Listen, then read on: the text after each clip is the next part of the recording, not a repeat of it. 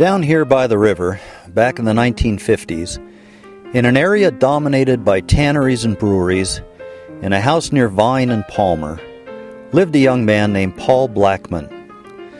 Paul had come to Milwaukee from Chicago looking for work. At the time, this was the edge of Bronzeville, the African-American ghetto, the oldest housing in the city, run down but cheap to live in. Paul knocked around for a while at odd jobs. Then in 1959, he landed a job at a huge factory up on the northwest side, the A.O. Smith Milwaukee Works.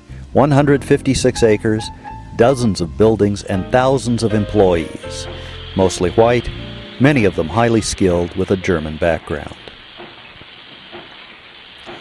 A.O. Smith at the time was high-tech.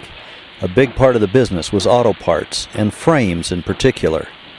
The company had the world's first fully automated assembly line, designed and built by company engineers and craftsmen. Into this noisy, smelly, fast-paced environment came Paul, with no experience at factory work, just a willingness to work hard. He started driving a forklift. I was anxious because I'd never worked in a factory setting before, so I was nervous but I needed the job. And they asked me, what experience I had. And so I told them that I could drive a forklift, because I thought, if you could drive anything. Little did I know that this driving a forklift was more than a notion. But I told them I could do that. And so they hired me. And I went into this big factory, and it was just massive. And everybody was moving, moving fast. And I really didn't understand what was going on. But luckily, the person that was training me, he was gentle and he was kind, and he really showed me, what to do, and so I made it, After a while, Paul bid on a welder's job, putting together automobile frames. He was just one of dozens of African Americans who found a place in the factory, at the bottom, doing the toughest, most unpleasant jobs. We were putting frames together. We were putting the frame that, if you can imagine, an automobile, there's the front part, there's the back part, and there are two rails. And so that these rails slide down a line, and it goes into a fixture. And then you reach and you get the rear part, and then somebody reaches in the front and gets the front part, and they put it into this fixture, you clamp it down, and then you start welding it. Okay? And after the weld is finished, somebody hits a button, the frame jumps up, and you slide it down, and then you reach out and you start. And you're doing this, you would think that these people were crazy if you saw how they were really working, piecework. But that's what really kicked off my career, because I learned how to do that. And I was the best one on the job, okay? And naturally, a job like that is hard, it's heavy, it's fast, and at the end of the day, you are really tired. When you get home, you're going to eat, and guess what else you're going to do? You're going to go right to bed, okay? But I learned to master that. Paul came to A.O. Smith when the demand for human labor was reaching its peak in Milwaukee.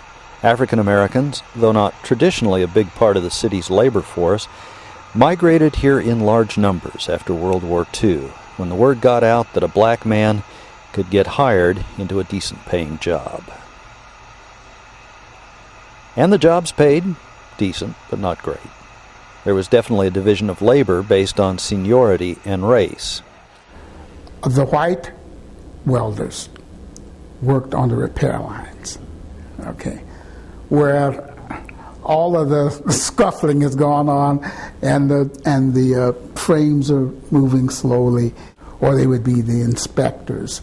It was those kinds of classifications that you find, the white workers, and then it wasn't necessarily because they had the seniority, because there were some that they started hiring African Americans after the Second World War, And so there were some African Americans that were there that had a lot of seniority, but they were kept out of those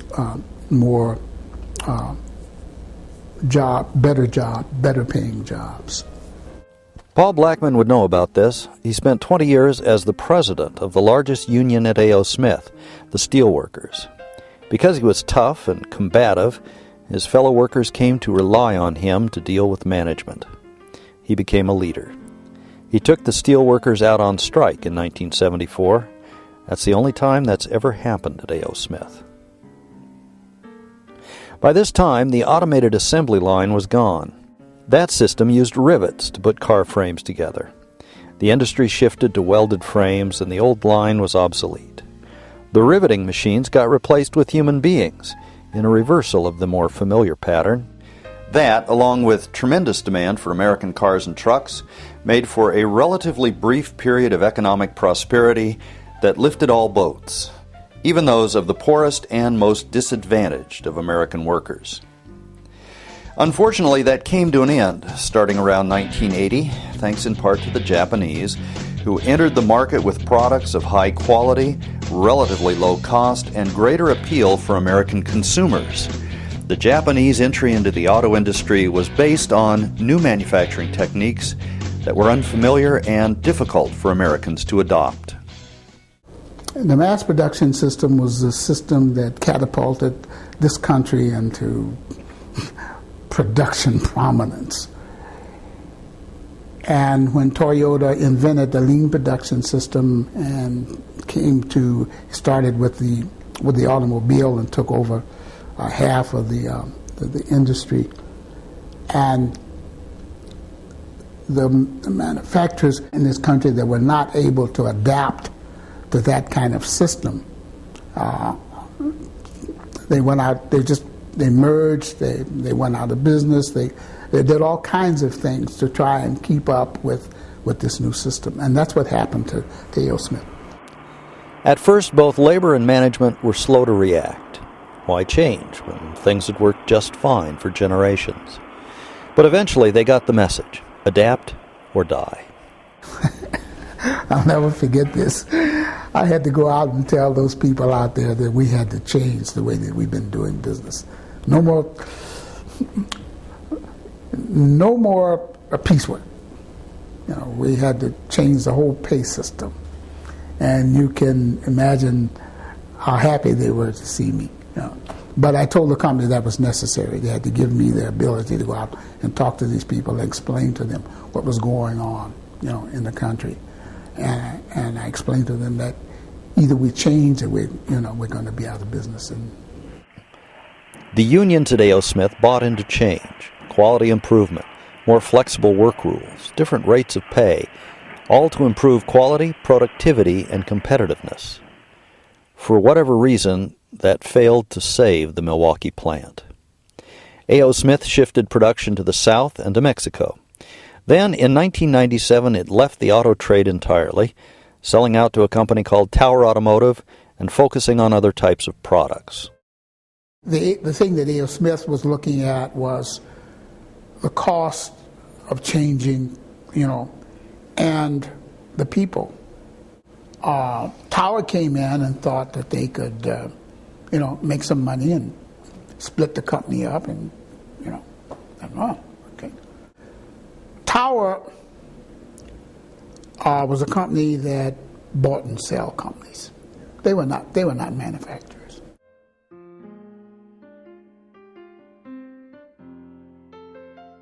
Paul Blackman, well, he's retired now, with a decent pension and a reasonably comfortable lifestyle.